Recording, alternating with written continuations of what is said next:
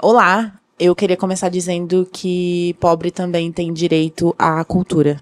Meu nome é Jéssica Vitória, eu sou bolsista supervisora do programa Cidadania Viva e no episódio de hoje vamos falar sobre acesso à cultura. Eu tô aqui com 2 bolsistas, meus colegas, o João Vitor, que é supervisor do programa, e a Ana Ortega, que é a coordenadora regional. Queria começar perguntando para vocês o que é importante falar sobre esse debate? Qual que é a essencialidade desse debate para a gente começar a entender um pouco da cultura como necessidade, como direito, enfim, direito básico do ser humano. Então, a gente vai começar com uma pequena introdução, né? Como que a cultura, ela deve ser vista não só pelo ponto de vista singular, mas também pela questão de que não existe uma cultura única, não existe apenas um tipo ou um modo de viver, mas existem várias formas, e o correto seria a gente entender que existem culturas, né? Que desde do início das pesquisas antropológicas, a gente tem uma ideia de cultura muito, achando que é como se fosse uma linha evolutiva, né? Desde os bárbaros até o homem civilizado, mas essa linha evolutiva, ela na realidade não existe, porque cada cultura, ela é plural, ela tem a sua essencialidade, então, por isso, a cultura, no geral, ela deveria ser vista por esse ponto de vista, ela tem que ser valorizada por toda a sua conjectura, né? Se a gente olhar para cada singularidade ou por partes de uma cultura, a gente vê que não tem nada que difere uma da outra no sentido de essa é mais evoluída, essa é menos evoluída. Então, todas as culturas, elas têm o seu valor. E trazendo um pouquinho mais para o âmbito histórico, acho importante falar que antigamente na Grécia Antiga, por exemplo, na Roma Antiga, existia uma política que era a política do pão e circo, né? Ela existia para alienar aquela população para os debates políticos que estavam acontecendo, para os problemas da realidade que estavam acontecendo. Mas hoje a gente entende que cultura, o direito à cultura, é muito mais uma questão, assim, do direito humano mesmo, né? Você não precisa viver para o seu trabalho, você não precisa viver e morrer pelo seu trabalho, né? Acho que isso é uma coisa essencial. Você tem direito, por exemplo, a ir num cinema, a ir num show, a práticas de lazer, e trazendo um pouquinho mais para a atualidade, acho que o João pode contribuir mais para o nosso debate, para falar um pouquinho, né, do que está acontecendo aqui em Campo Grande, quais que são as políticas do Estado, enfim.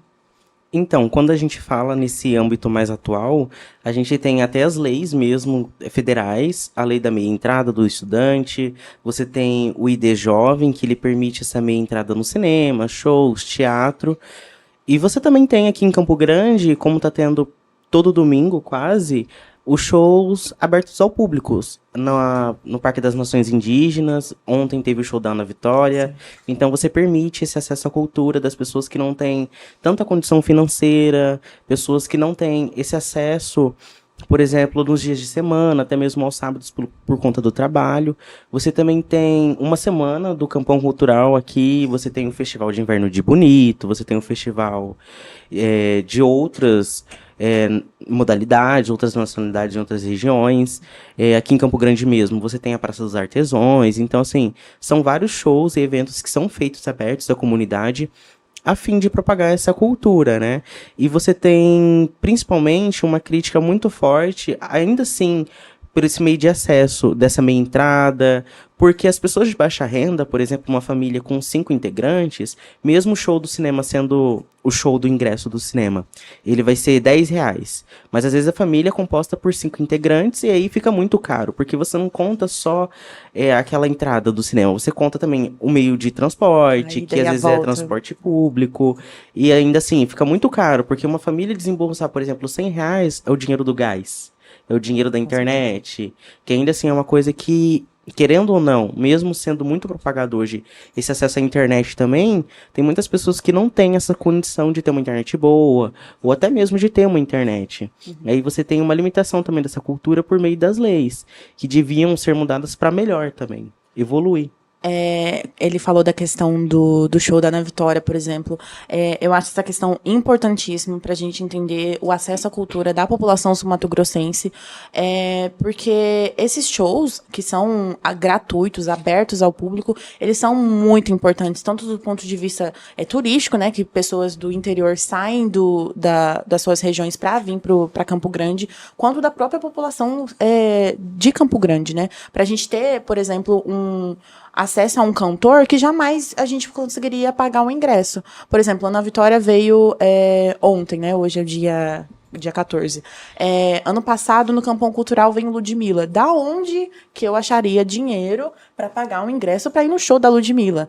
Sabe? É uma coisa, assim, surreal. Teve Péricles, teve Djonga ano passado. Esse ano, o nome, né, do evento é MS ao vivo. E aí vai ter Rubel, mês que vem, vai ter Criolo, né? Sim. Cara, tem, assim, pessoas incríveis que a gente pode ter acesso gratuitamente. Isso não acontece muito. E complementando o que a Jéssica tá falando, eu acho que é super importante essa pesquisa do gosto musical do sul-mato-grossense. Porque às vezes a gente pode estar sendo muito nichado no sertanejo, não que não seja importante, mas eu acho que apenas isso já não define mais apenas uma identidade do sul-mato-grossense. Eu acho que a gente é muito plural para se prender apenas um estilo musical, e é muito importante isso, que essa pesquisa que o governo do estado vem fazendo para saber o que o público sul-mato-grossense gosta de escutar. Gosta de escutar rap, gosta de escutar o pop nacional. Então, isso realmente é muito importante, e a gente que vem de periferia, muitas vezes não igual o João falou, a gente tem que se preocupar no que a gente vai comer amanhã, na conta que a gente tem para pagar amanhã, do que a prioridade de se colocar num lugar de falar assim, poxa, eu tenho que ter um momento de lazer, eu preciso disso, eu preciso descansar, eu preciso poder confraternizar com as pessoas que eu gosto num show que, tipo, eu nunca teria como pagar pra ir. Com certeza. Acho que também entra na questão de acesso às crianças e adolescentes, por exemplo, para que elas não estejam à margem da sociedade, para que elas não sejam esquecidas pela sociedade, porque, por exemplo, eu vim de um município que é daqui do estado de Mato Grosso do Sul, ele se chama São Gabriel do Oeste, e a prefeitura de lá tinha toda uma conjuntura para atender as crianças e os adolescentes, para fazer atividade, por exemplo, musical, vamos tocar instrumento, vamos fazer aula de canto, vamos dançar, vamos aprender uma arte marcial. E aqui, eu sinto muita falta disso, porque eu não vejo essas coisas acontecendo, sabe? Eu não vejo aulas de balé, por exemplo, gratuitas. Isso que a Jéssica falou é muito importante. Alguns anos atrás, não me engano, na época de 2012, na época de 2013, Campo Grande, o município, ele tinha um projeto que chamava Escola Viva. Escola Viva era um projeto justamente voltado à cultura, aberto à comunidade, aberto às escolas, principalmente municipais, que atendiam esse projeto. Então, era uma coisa municipal. E aí você tinha artes marciais, você tinha esportes, tudo aberto à comunidade, aprender. Tinha aula de crochê, então, assim, era uma variedade. E não só, por exemplo, a capital. Porque Campo Grande, ela recebe muito acesso à cultura nesses meios de shows que a gente está vendo aí todo domingo. Mas, por exemplo, e os municípios como São Gabriel do Oeste, aqui da Uana? Então, assim, a gente tem outros municípios aqui no nosso estado e ao redor do Brasil que também tem que ter esse acesso. Então, assim, não só a capital. Porque, assim, as crianças, jovens e adolescentes, elas estão em todo lugar.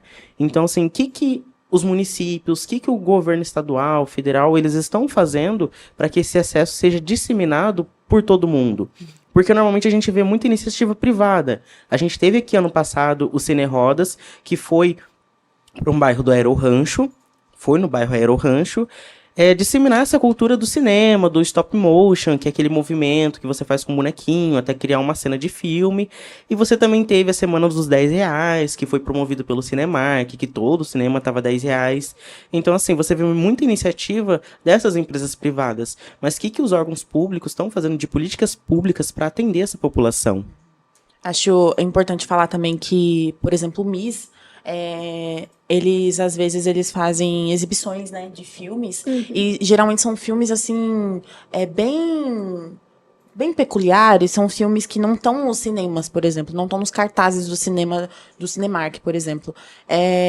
E eu não vejo muito essa divulgação, sabe? Eu não vejo a minha vizinha, por exemplo, sabendo que tem cinema aberto, gratuito, para eles irem.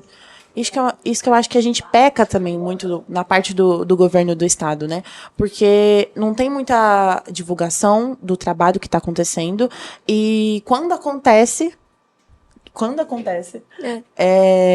eu acho que falta a população aderir, né? Falta ser, por exemplo, um horário mais convencional, um horário mais flexível, isso, acho que essa é a palavra. E é meio que igual o que o João falou, né? Aquela questão da gente ver que a iniciativa privada, muitas das vezes, ela vai fomentar o que o Estado ou qualquer outro órgão governamental vai deixar a desejar. Porque essa é muito uma lógica do sistema que a gente vive, né? É sempre o consumo, é sempre cada vez mais a gente comprando coisas, usando coisas, pagando por... A gente paga por cidadania, a gente paga por cultura. Então, assim... Quem faz essa cultura para a gente consumir? Será que a cultura regional ela é menos importante? No sentido de que essa cultura global pode estar um pouco sufocando a gente? Os filmes da Marvel, o que a gente produz aqui no estado que a gente acaba não consumindo, né? Mas muitas das vezes quem está fomentando isso é a iniciativa privada. E um ponto que você falou que eu gostei bastante foi essa questão. Porque o município, ele fomentava, né, essas ações, balé, o esporte, a dança, mas agora a gente vê o que está acontecendo, parece que são apenas ONGs. Parece que são pessoas pegando essas experiências e levando para uma comunidade e às vezes o Estado ele não está chegando, o poder público, né, ele não está chegando naquele lugar. A gente vê mais ONGs, a gente vê iniciativa privada fazendo essas ações. Eu não sei se ainda continua, né, a prefeitura da cidade de onde eu vim, mas, por exemplo, eu vejo que é muito mais complexo, por exemplo, organizar uma coisa aqui na prefeitura municipal por ser um pouco maior, sabe? Uhum. E aí falta investimento, e aí a gente não tem investimento em cultura, porque cultura fica em segundo lugar, o que é importante é trabalho. Pessoas pobres precisam trabalhar o tempo todo para sobreviver, sendo que a gente também é humano, né? Se vocês têm direito, pessoas ricas, se vocês têm direito, a gente também tem. Um negócio muito legal que a Ana estava falando sobre cultura regional, a gente tem aqui em Campo Grande mais de 2 museus. Só que mesmo os cidadãos campograndenses, eles não têm ideia de que existem. Então a gente tem o MOARC, que é um museu que está localizado no prédio da Fundação de Cultura. Sim. A gente tem dos Resgates Históricos Dom Bosco, que tá lá no alto da Avenida Afonso Pena, e é uma coisa, não há divulgação. Você não há divulgação dessa cultura, desse acesso à regionalidade da pessoa, dela conhecer esse momento histórico do seu estado, dessa cidade. Então, assim, você às vezes sabe que tem, mas como que eu vou lá? Será que é pago? Muita gente acha que é pago. E às vezes você só tem que agendar. Uhum. Então, tem muito disso também da própria região, de não ser tão propagado, divulgado pelas mídias, pelo governo. Às vezes há alguma divulgação por meio também das iniciativas privadas, ou até mesmo das escolas, porque a gente vê muita escola indo. Então, assim, e as escolas que vão, é estadual, é municipal? Não, é particular. A maior procura, com certeza, são das escolas particulares, até pelo que a gente vê, né? A gente vê principalmente ali na Fundação de Cultura, onde fica localizada a nossa sede do Cidadania Viva, que a maioria das escolas são ali particulares, que vão visitar, que vão conhecer o MOAR, que vão conhecer ali o contexto histórico, e é muita falta de procura também, muita falta de divulgação. Eu acho que também é parte do pressuposto de que a população em si, né, ela não se sente no direito, eu acho, não se sente no direito de procurar ali um lazer, procurar ali um acesso, visitar um museu, por exemplo, porque, sabe, ou isso consideram que como não importante, ou apenas não é o meu lugar de direito, sendo que é o lugar, sim, da gente conhecer, da gente visitar. O Parque das Nações Indígenas, ele é conhecido na América Latina inteira, né? Então, cara, o quanto é importante a gente valorizar um museu local que é tão reconhecido por fora. Por que a gente não se reconhece também? É muito da política do viralatismo, sabe? A gente olha pro para fora e valorize o que tá lá fora e não valorize o que tá aqui. Eu acho que é por esse caminho mesmo.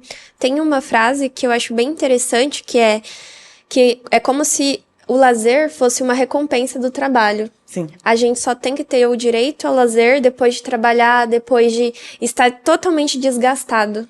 É aquela pequena brecha que sobra pra gente poder se recarregar pra poder voltar a trabalhar. É como uma recompensa, né? É como se fosse uma recompensa, não um direito.